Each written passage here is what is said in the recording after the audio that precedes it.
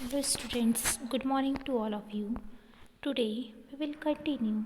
The topic is solubility enhancement techniques. Okay, आज हम वापस से वही टॉपिक रिवाइज कर रहे हैं.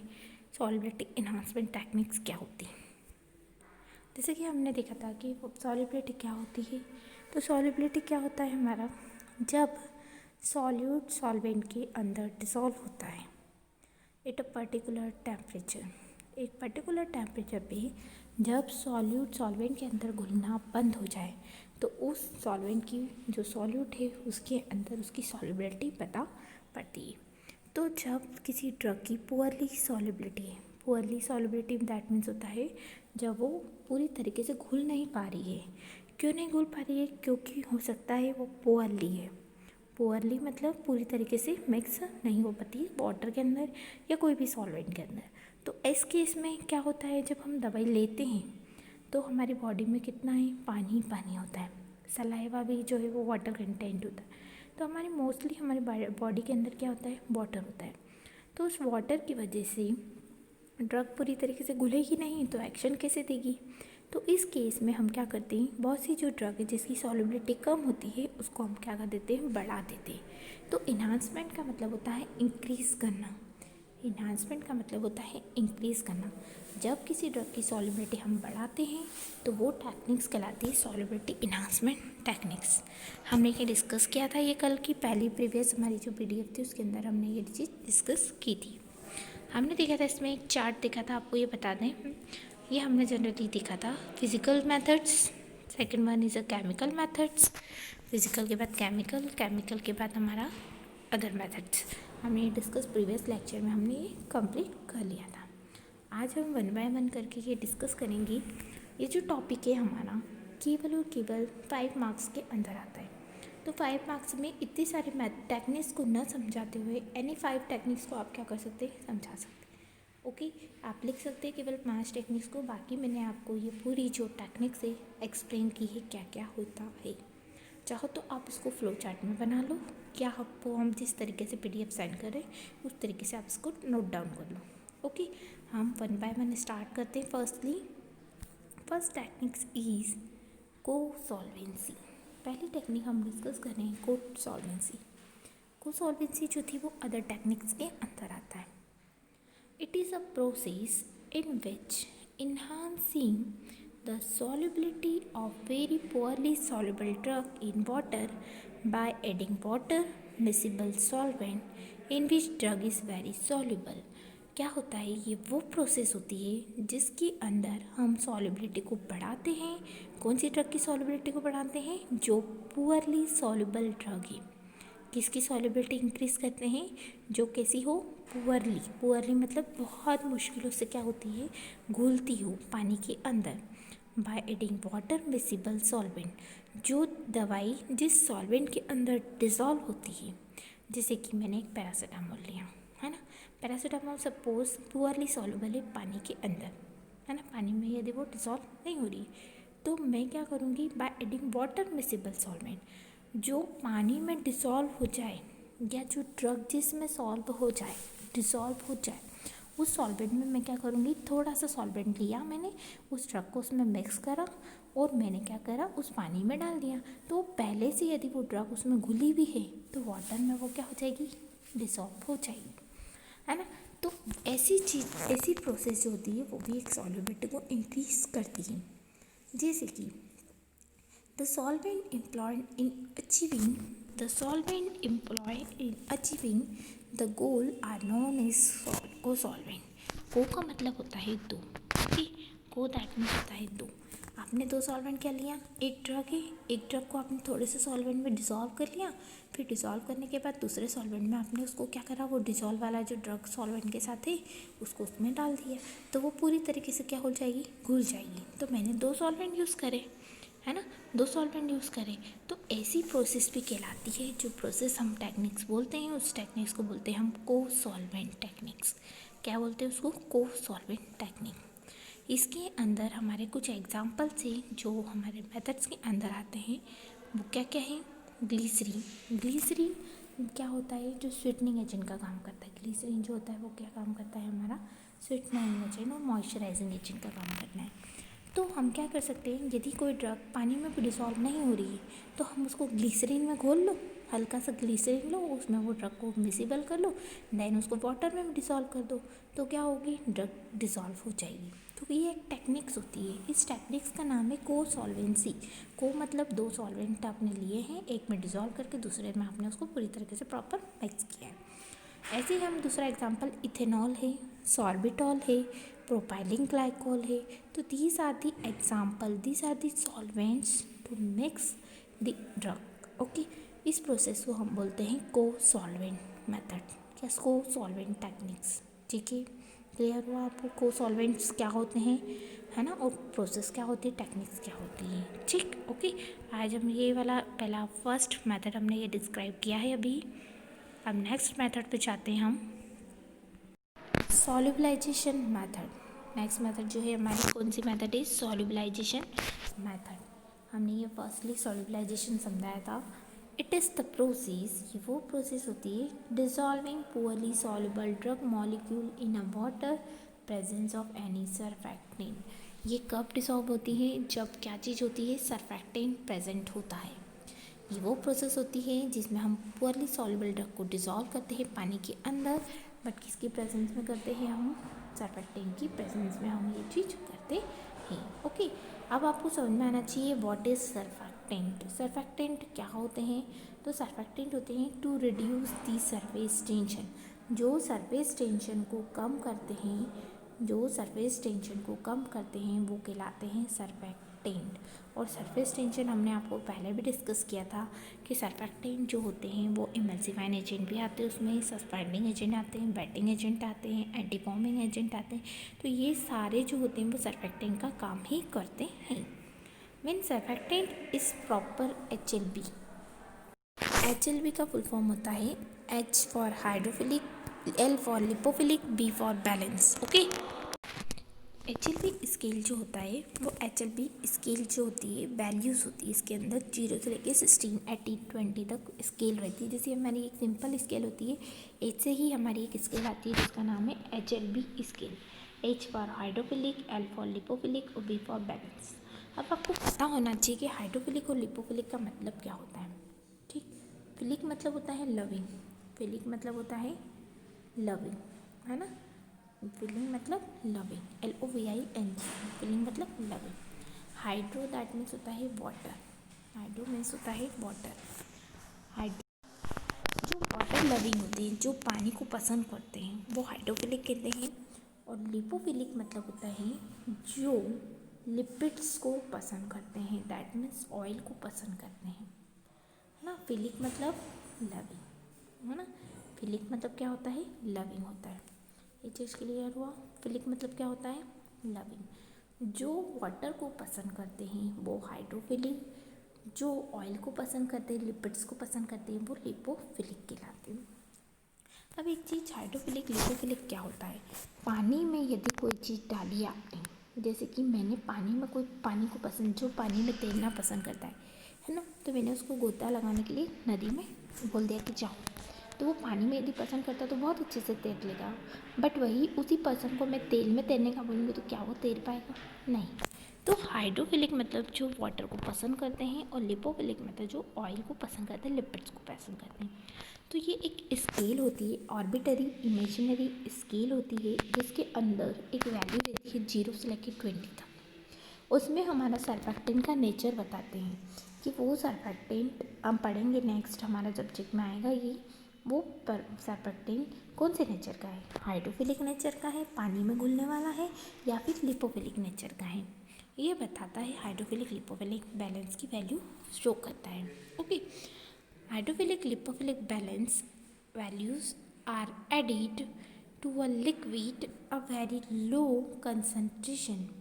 इसको हम सर्फैक्टेंट को किस तरीके से ऐड करते हैं, हम वेरी लो कंसंट्रेशन में इसको क्या करा जाता है, ऐड करा जाता है, ताकि ये सॉल्यूशन के अंदर किस तरीके से होती है, आइडियल वन। आइडियल वन का मतलब होता है एक जैसा बना हुआ, ठीक। जब सर्फेक्टेंट को प्रॉपर HLB वैल्यू होती है, सर्फेक्टेंट जितने भी होते हैं, जैसे 5 होते हैं ना, एंटीफोमिंग एजेंट्स होते हैं, वेटिंग एजेंट होते हैं, इमल्सिफाइंग एजेंट होते हैं, सस्पेंडिंग एजेंट होते हैं, तो ये जो होते हैं इनकी सबकी वैल्यू किसके अंदर रहती है, कौन सी स्केल के अंदर रहती है, HLB स्केल के अंदर रहती है। और हम बहुत कम कंसंट्रेशन, लो कंसंट्रेशन मतलब बहुत कम मात्रा में इसको यूज़ करते हैं किसी भी लिक्विड के अंदर। और जब हम इसको यूज़ करते हैं तो बहुत अच्छा आइडियल मतलब बहुत अच्छा हमारा कोई भी फॉर्मुलेशन या कोई भी हमारा लिक्विड जो है जिसकी सॉल्युबिलिटी बढ़ा रहे हैं वो बहुत अच्छी बनती है। ठीक। जैसे कि सबसे ज़्यादा एग्जांपल यूज़ किया जाता है हमारा SLS। ओके, ये सबसे ज़्यादा यूज़ किया जाता है SLS, सोडियम लॉरेल सल्फेट। इसका नाम है पूरे का S for sodium, L for laurel और S for sulphate. Sodium lauryl sulphate सबसे ज़्यादा सर्फेक्टेंट की फॉर्म में यूज़ किया जाता है। और सेकेंड हमारा लाइसोल यूज़ किया जाता है। क्या यूज़ किया जाता है? लाइसोल यूज़ किया जाता है। Second one is a Lysol is usage. तो सोडियम लॉरेल सल्फेट और लाइसोल दोनों सर्फेक्टेंट का काम करता है। तो इससे भी हमारी सॉल्युबिलिटी ड्रग की क्या होती है? इंक्रीज होती है। ओके, नेक्स्ट है हमारा pH modification method. Next one method जो है वो क्या है हमारी? PH modification method. PH modification का मतलब होता है चेंज करना, पीएच चेंज कर देना। किसी भी लिक्विड का पीएच चेंज कर दो तो सॉल्युबिलिटी क्या हो जाती है? बढ़ जाती है। A large number of drugs, बहुत सारी drugs behave as a weak acid और वीक बेस। बहुत सारी ड्रग जो होती है वो वीक एसिड के जैसे काम करती है या वीक बेस के जैसा काम करती है। डेट सॉल्युबिलिटी में इंक्रीज, इनकी सॉल्युबिलिटी हम इंक्रीज करते हैं पीएच चेंज करके। किसका पीएच चेंज करके हम सॉल्युबिलिटी बढ़ा सकते हैं? वीक एसिड और वीक बेस वाली जो ड्रग है उसका हम पीएच चेंज करके हम सॉल्युबिलिटी को क्या कर सकते हैं? इंक्रीज कर सकते हैं। For example solubility of phenobarbitone, phenobarbital, the different pH value are shown in। हमने बता रखा है फेनोबार्बिटॉन ड्रग का अलग अलग हम पीएच चेंज कर देते हैं तो सॉल्युबिलिटी में कितना अंतर आता है। जैसे कि फॉर एग्जांपल हमारा पीएच रेंज जो है वो ऊपर दे रखी है और सॉल्युबिलिटी ड्रग की यहाँ नीचे दे रखी है। यदि पीएच हमारे लिक्विड का, फेनोबार्बिटॉन लिक्विड का 2.6 है तो उसकी सॉल्युबिलिटी 0.11 है। यदि सॉल्युबिलिटी उसकी क्या है 0.17 है तो उसका पीएच 7 है। यदि सॉल्युबिलिटी 8 है, सॉरी पीएच 8 है तो सॉल्युबिलिटी 0.41 है। या सॉल्युबिलिटी 9 है तो 1.4 पीएच है। ऐसे ही डिफरेंट टाइप से हम क्या कर सकते हैं? पीएच को चेंज करके सॉल्युबिलिटी भी क्या कर सकते हैं? बढ़ा सकते हैं। नेक्स्ट मेथड है माइक्रो आयोनाइजेशन मेथड। आपको माइक्रो मैंने सुबह बताया था, माइक्रो नेक्स्ट लेक्चर में बताया था। माइक्रो मतलब जिसकी पार्टिकल साइज बहुत छोटी है और आयोनाइजेशन मतलब टूटना, जिसकी पार्टिकल साइज रिडक्शन करते हैं, पार्टिकल साइज तोड़ते हैं, रिडक्शन करते हैं, तो वो मेथड माइक्रो आयोनाइजेशन कहलाती है। Okay, this techniques is use specially particle size reduction. ये पार्टिकल साइज, बड़े पार्टिकल्स को छोटे पार्टिकल्स में तोड़कर हम किसी भी पार्टिकल्स की सॉल्युबिलिटी को क्या कर सकते हैं? इंक्रीज कर सकते हैं। Microionization increase the dissolution rate of drug through increase the surface area, decrease the particle size of drug which cause increase the surface area, improve their rate of dissolution। ये point important है, इसको समझना। मैं जो बोल रही हूँ उसको अच्छे से ध्यान सुनना। देखिए, शक्कर के दाने को यदि मैं पीसूँगी, है ना, तो शक्कर का दाना तो है, जगह कम घेर रहा है, पर मैंने उसको पीस लिया तो सरफेस एरिया क्या होगा? उसका बढ़ जाएगा। और डिजोल्यूशन रेट किसका ज़्यादा होगा? डिजोल्यूशन मतलब घुलने की क्षमता किसकी ज़्यादा होगी? पाउडर की होगी कि वो शक्कर के दाने की होगी? पाउडर की होगी ना। क्यों? क्योंकि यदि शक्कर के दाने हैं और उसकी सॉल्युबिलिटी कम होगी, और यदि वही चीज़ मैं माइक्रो आयोनाइज कर दूँगी, उसको बारीक बारीक पीस दूँगी, तो उसकी सॉल्युबिलिटी जो है वो क्या हो जाएगी? इंक्रीज़ हो जाएगी। और सॉल्युबिलिटी बढ़ी, दैट मीन्स उसका डिसोल्यूशन टाइम, डिसोल्यूशन मतलब घुलने की क्षमता जो है वो भी क्या हो जाएगी? जल्दी हो जाएगी। तो यही चीज़ इस पॉइंट में लिखी हुई है कि माइक्रो आयोनाइजेशन जब इंक्रीज़ करते, हम पार्टिकल साइज को बढ़ाते हैं तो डिसोल्यूशन रेट जो है, टाइम जो है वो क्या हो जाता है? ड्रग का बढ़ जाता है, जल्दी से हो जाता है। ठीक। The surface area decrease, surface area जो होता है वो कम होता है। Particle size of drug cause increase the surface area, improve their rate of dissolution. यदि बड़े साइज होते हैं तो उसको घुलने में देरी लगती है, और यदि उसी को हम बारीक पीस देते हैं तो वो जल्दी से क्या हो जाता है? डिसोल्यूशन हो जाता है। तो ये पॉइंट आपको क्लियर है, अपने दिमाग में फिट हो जाना चाहिए कि क्या चीज़ हम डिस्कस कर रहे हैं। ठीक। यूजिंग इक्विपमेंट सच एज, कौन सी इक्विपमेंट का मतलब होता है मशीन्स, ठीक। कौन सी मशीन हम यूज़ कर रहे हैं जिससे साइज रिडक्शन होता है। सबसे पहले है मिल टेक्निक्स एक साइज रिडक्शन की मेथड होती है जिसके थ्रू हम क्या करते हैं, पार्टिकल्स का साइज कम करते हैं। उसके बाद बॉल मिल आप आओगे, लैब में आओगे जब हम समझाएंगे कौन सी होती है। बॉल मिल भी साइज रिडक्शन के लिए यूज़ होता है। कोलाइडल मिल बड़े पार्टिकल्स को छोटे पार्टिकल्स में कम्प्लीटली छोटे करना, वो भी एक मेथड होता है। तो ये डिफरेंट टाइप की टेक्निक्स है जो कि हम इसके अंदर इस इंस्ट्रूमेंट को यूज़ करके हम सॉलिबिलिटी को क्या कर सकते हैं, बढ़ा सकते हैं और पार्टिकल्स की साइज़ को छोटा कर सकते हैं। घर में एक एग्जांपल है हमारा सिंपल वाला मिक्सर। बड़े पार्टिकल को मिक्सर में हम पीस लेते हैं तो उसका पार्टिकल जो होता है वो छोटा छोटा हो जाता है और फटाफट डिज़ोल्व हो जाता है। तो इसी तरीके के कुछ इक्विपमेंट है, मशीन्स हैं जो हम पार्टिकल साइज फार्मेसी के लिए यूज़ करते हैं। नेक्स्ट हमारी मेथड्स आती हैगी हमारी सॉलिड डिस्पर्जन।